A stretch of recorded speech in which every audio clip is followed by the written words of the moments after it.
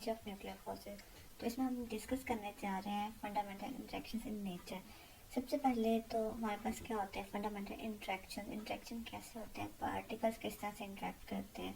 अभी तक हमारे पास अबाउट 200 और greater than 200 elementary particle discover हो चुके हैं, और ये जो पार्टिकल आपस में इंटरेक्ट करती हैं तो एक्सचेंज ऑफ पार्टिकल्स और एक्सचेंज ऑफ डिफरेंट हमारे पास एलिमेंट्री पार्टिकल्स होते हैं उनके थ्रू इंटरेक्ट करते हैं, और उस इंटरेक्शन की वजह से हमारे पास फोर्सेस जनरेट होती हैं। उन फोर्सेस को हम कैटेगराइज करते हैं डिफरेंट पार्ट्स में, जैसे हमारे पास यहाँ पे हैं स्ट्रॉन्ग इंटरेक्शन फोर्सेस और electromagnetic interaction, weak interaction and gravitation interaction. ये हमारे पास डिफरेंट टाइप्स की फोर्सेस हैं जो जनरेट होती हैं थ्रू इंटरेक्शन और through exchange of different kind of particles. ठीक है, तो इसमें सबसे पहले हमारे पास है स्ट्रॉन्ग इंटरेक्शन फोर्स।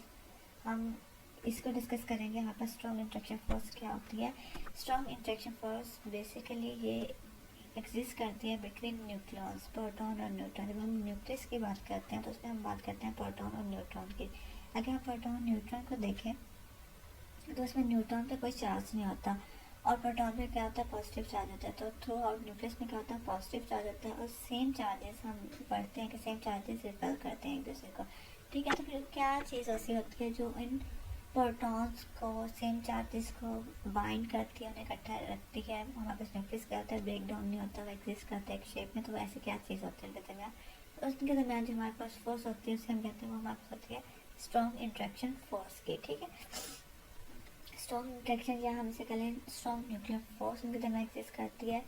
प्रोटॉन और न्यूट्रॉन के दरमियान जो फोर्स एग्जिस्ट करती है जो उन प्रोटॉन को या प्रोटॉन न्यूट्रॉन को बाइंड करती है within the distance of 10⁻15 metre, उसे हम कहते हैं वो हमारे पास न्यूक्लियर फोर्स होती है। और ये किस तरह से एग्जिस्ट करती है, हमने कहा कि हमारे पास एक्सचेंज ऑफ पार्टिकल होते हैं डिफरेंट, उनके बिहाफ में पार्टिकल फोर्स को कैटेगराइज करते हैं।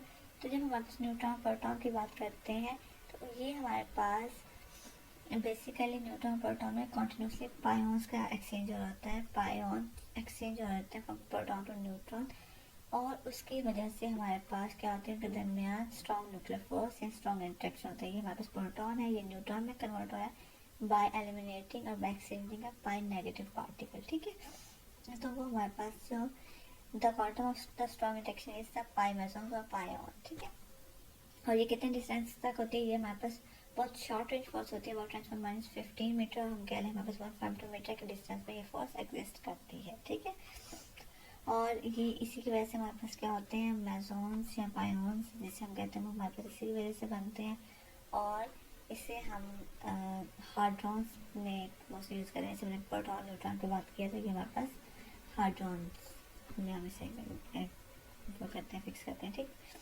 और यहाँ पर क्या होता है western interaction is mediated through the exchange of massless quanta of spin it is known as gluon between the quarks. अब हमारे पास क्या होते हैं प्रोटॉन न्यूट्रॉन मिलकर किससे बने होते हैं, वो हमारे पास क्वार्क्स से मिलकर बने होते हैं, मतलब आप क्वार्क्स एंड नॉन क्वार्क्स से मिलकर बने होते हैं। और इन क्वार्क्स में क्या होता है, क्वार्क्स में कंटिन्यूसली जो एक्सचेंज हो रहा होता है पार्टिकल्स का, जिस वजह से दूसरे के साथ इंटरेक्ट कर रहे होते हैं, वो ग्लून्स के ट्रांसफर की वजह से वो कर रहे होते हैं। ठीक है, तो वो से हमारे पास क्या होती है, वो हमारे पास हम कह देते हैं हमारे पास जो प्रोटॉन न्यूट्रॉन आपस में इंटरेक्ट करते हैं थ्रू ट्रांसफर ऑफ पायोन्स, ये हमारे पास रेजिडुअल न्यूक्लियर फोर्स होती है।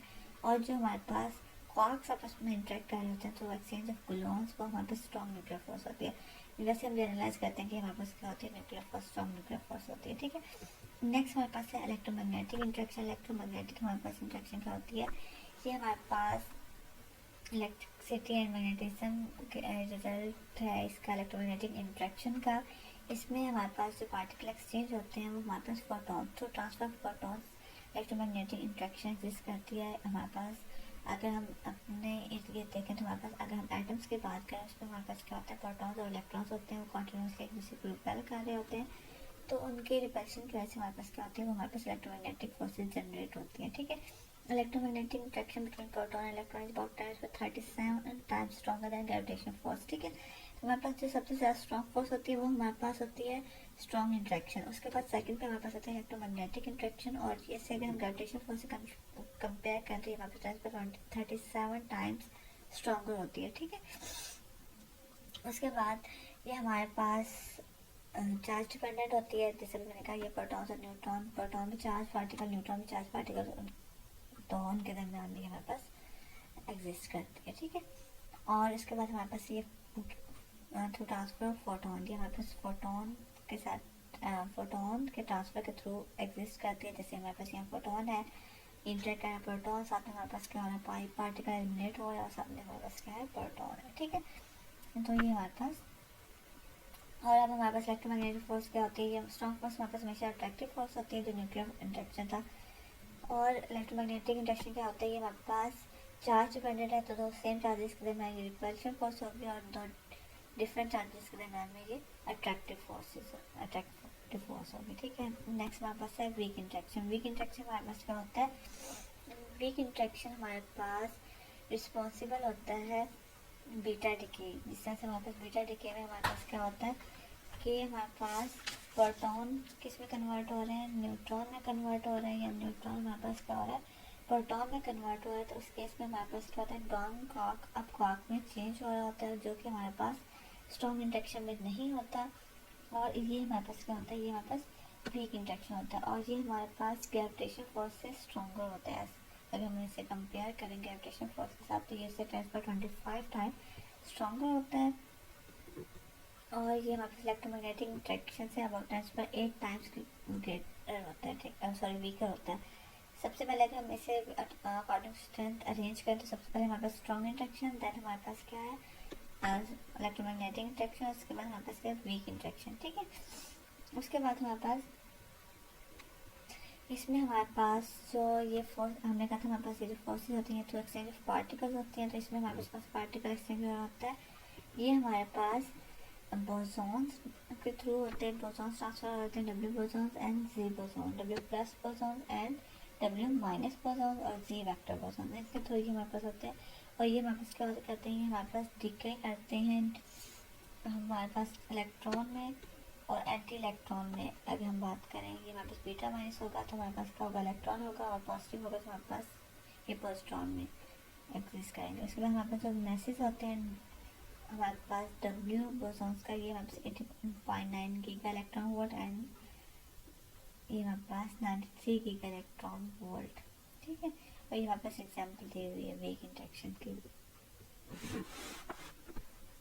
इस केस में हमारे पास जो अगर हम डिफरेंस एक देखें तो हमारे पास क्या होती है, इस केस में वीक इंटरेक्शन केस में हमारे पास पैरिटी क्या होती है, वायलेट हो रही होती है। अगर हम बीटा रिएक्शन को डिस्कस करें तो उसमें हमने एंटी न्यूट्रिनो कंसिडर किया था। अगर हम एंटी न्यूट्रिनो कंसिडर ना करें तो उससे पहले हमारे पास क्या होती है, पैरिटी वायलेशन होती है। उसके बाद नेक्स्ट हमारे पास है ग्रेविटेशन इंटरेक्शन फोर्स, ये हमारे पास फोर्थ टाइप ऑफ फोर्स है, और ये हमारे पास बहुत ज़्यादा हम इसके बारे में डिस्कस करते हैं। अगर हम इस गैलेक्सी में जैसे हमारे पास क्या है, सन है, सन के अराउंड डिफरेंट प्लैनेट्स रिवॉल्व कर रहे हैं, तो ये भी हमारे पास क्या है, ये हमारे पास ग्रेविटेशन इंटरेक्शन फोर्स है। ये मैस डिपेंडेंट होती है और पॉजिटिव होती है, मतलब हमेशा अट्रैक्टिव होती है। और हमारे पास क्या होती है, ये माइक्रोस्कोपिक मतलब हाई लेवल पे होती है।